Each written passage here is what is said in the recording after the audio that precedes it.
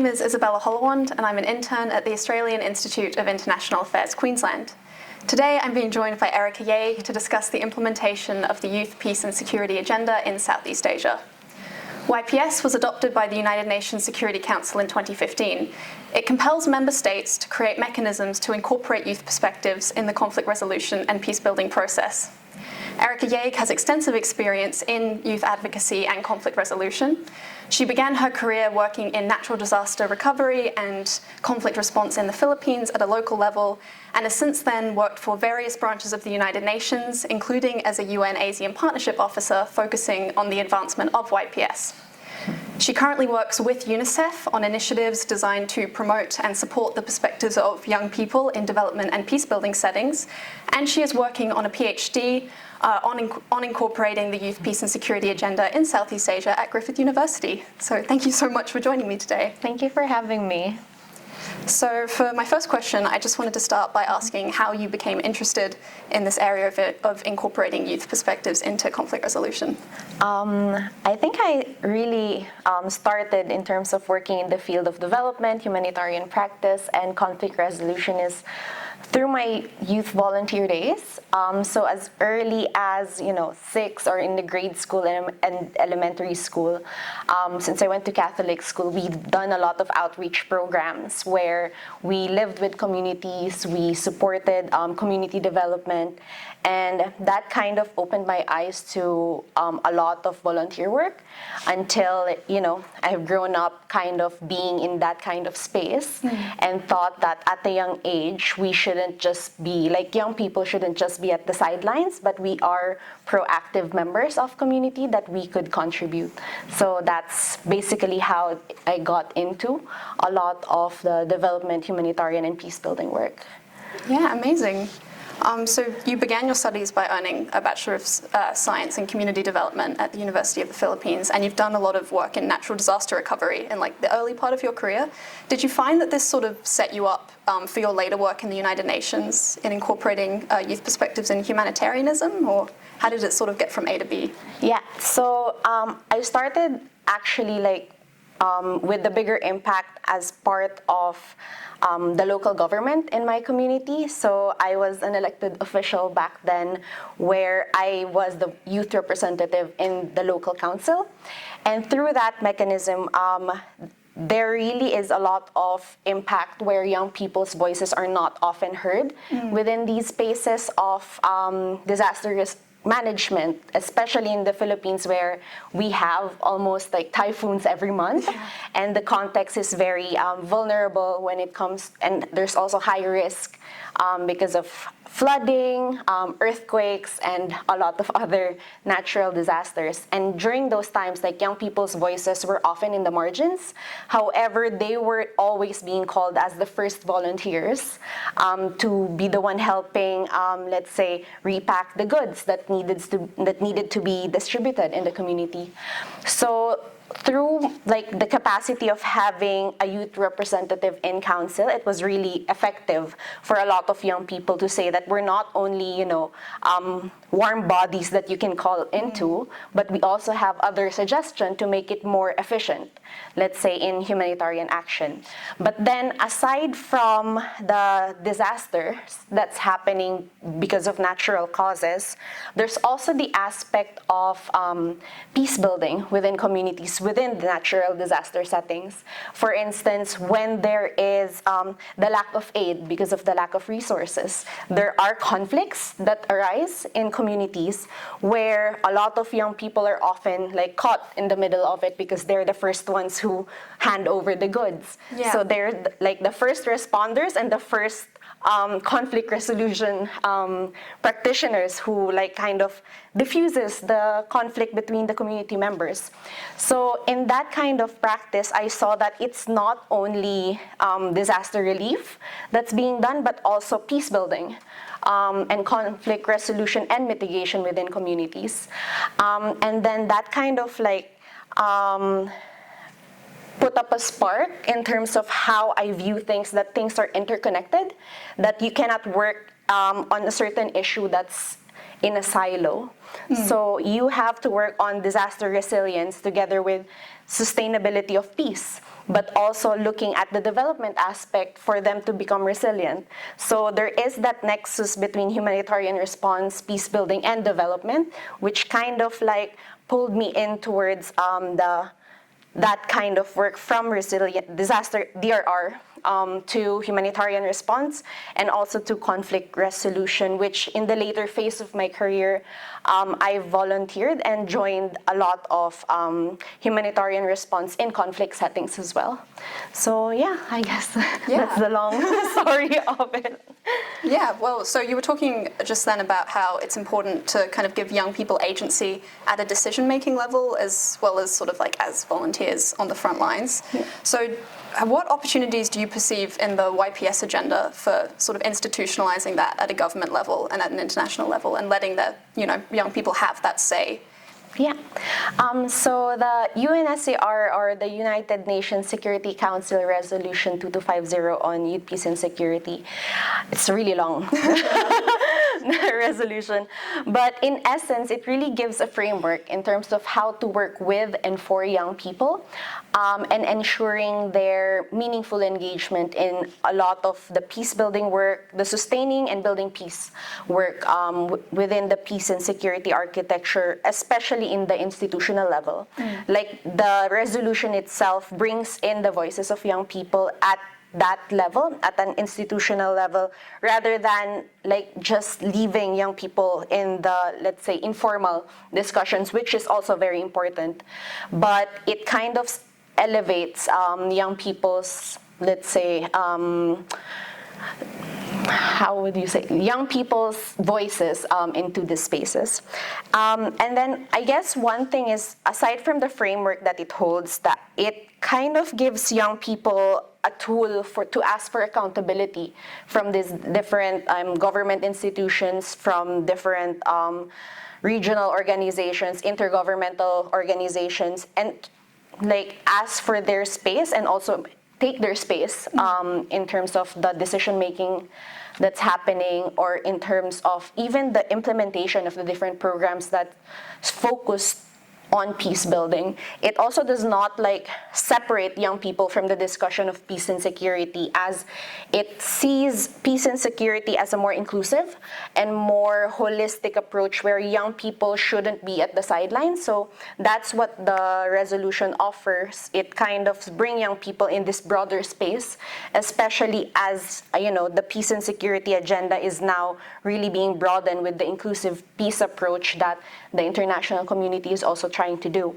And I guess another thing is that it offers a space for young people to discuss with adults, and having that kind of language that's written through the resolution is really helpful, because there is that kind of language gap, let's say, between the different generations, and the intergenerational dialogue through this resolution is really helpful on both sides. And it's not only like building the capacity of young people for them to be able to engage into these spaces, but also building the capacity of, let's say, government officials, adults, to be able to speak with young people and be able to learn their language in a way that they support them. So it's more of like a symbiotic relationship that the resolution is trying to push forward. Oh yeah, great, because my follow-up question to that was going to kind of be, in terms of how the framework works, does it compel governments and organizations to reach out to like existing groups of young people that are already working in advocacy, or does it compel them to create spaces to actually actively encourage young people to become involved in these discussions, or a bit of both? Yeah, definitely a bit of both, since there are already existing youth organizations and networks that are working within these spaces.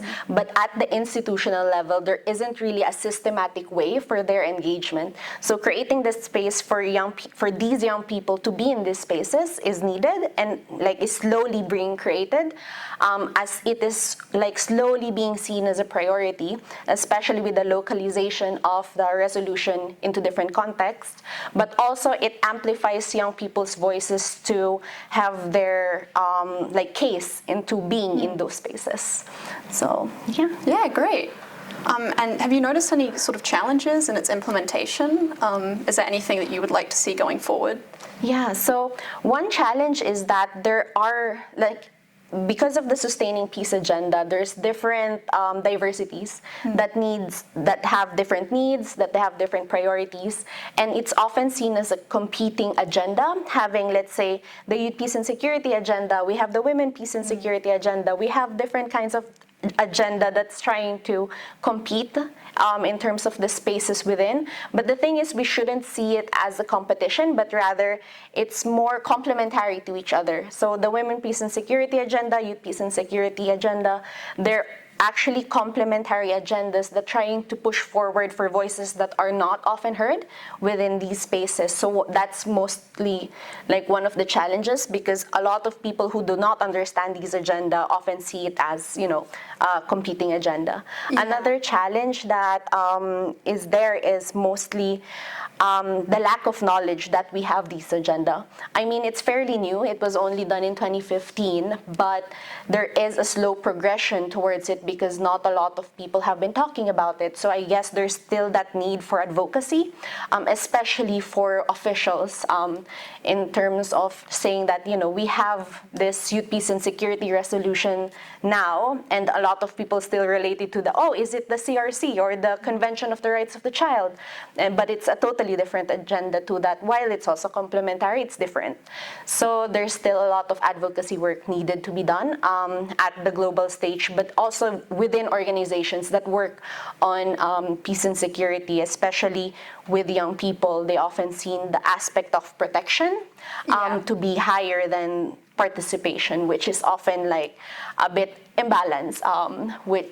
While protection is very important, there needs to be a balance between ensuring their protection and ensuring that they have meaningful participation in these spaces. So, yeah, could you elaborate a bit on the difference between the two? Yes, so for the protection angle, it's really focused a lot on ensuring that young people are protected from, let's say, violent extremism, or young people are protected in terms of the security lens angle of it, where they should be sheltered, or like young people are naive and they shouldn't be engaging in these types of spaces and only focus on education, employment, opportunities, and that peace and security is something that let's leave to the experts who are adults. Yeah.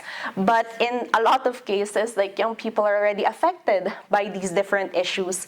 So I guess that having and carving the space for them to participate in this space is really important. So having the balance of their protection, let's say a peace builder and a peace activist, saying the issues that they've encountered in their certain context.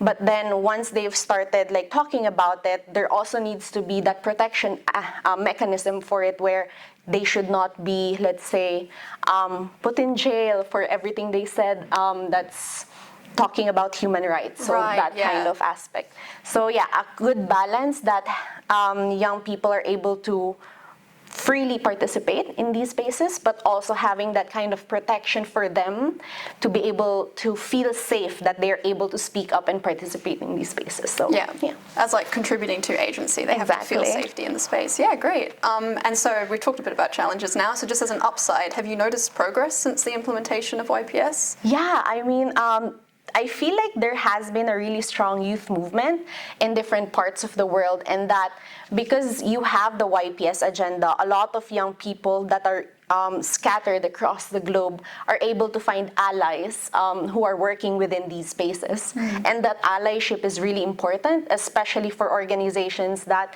let's say, they don't have the same capacity in terms of resources in one space while the others have. So there is that type of collaboration that you can see within these different youth organizations. So I guess that's one good opportunity that really happened in terms of the progress. At the same time, there's a lot of knowledge and learning exchanges within this space.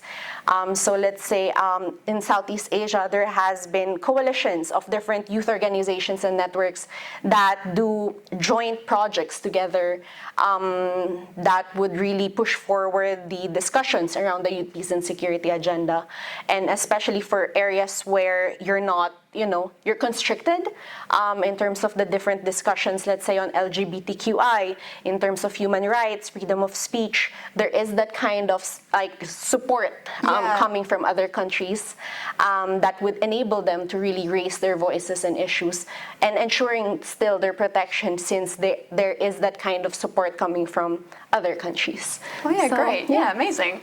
Okay, well, I'll probably go to my final question then, which is just what advice would you give young people who want to become involved in the youth and in the peace building and conflict resolution setting?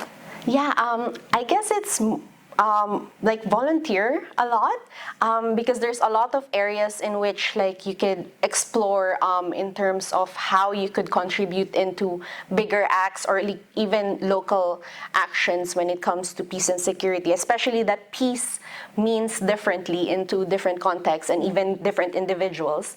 And I feel like there is that kind of space for everyone to really explore what peace means and contribute into that space. And aside from volunteering, I feel like the openness to learning, because one thing that a lot of people would say is that, okay, you're a young person, you go to school to learn, but the learning also happens outside of school, and also the experiences you gain. Like for instance, if you failed once, you did not get accepted into an internship, get accepted to a program, that doesn't mean that you're a failure, but it means that there might be other opportunities that you could get into. So I guess that learning in a good and bad way, bad way meaning like in a negative way, is still a negative experience, is still a learning experience. Sorry, that's what I meant. And then again, within this space is that you're not alone as well.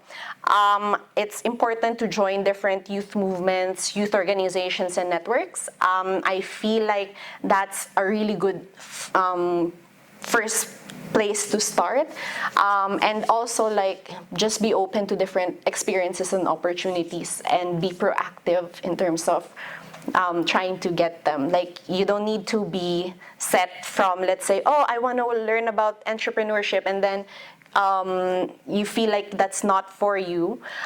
It's okay, you can shift to something else. Like for me, I started with disaster risk reduction, and then now I'm in peace building and emergencies. So the world really is unpredictable. So we can actually find a way in terms of how we can positively disrupt systems in a way that's also helpful for yourself. So yeah. Great. I know I promised that was my last question, but you did say something just then that I wanted to follow up on, and it kind of relates to that positively disrupting systems. You were talking about how peace looks different for different people, and not to treat young people as like a homogenous group, because obviously peace is going to vary among young people as well. Yeah. But do you find young people have different priorities compared to other generations in the peace building process? Yeah, I think it's very different in different generations, but also it's very different in different contexts. Like that's why we have the peace building and sustaining peace type of if you want to have just two typologies of it, but of course there's a lot more. But yeah, it really depends on what you feel you could contribute to in terms of what peace means. Like for instance, here in Brisbane, what does peace mean for young people here? But I don't know yet because I haven't done that research. But it's not about end of conflict in terms of arms. It could be something different, like ensuring that they have, let's say, the right to education, or being able to have food while they're at school. So something else like that.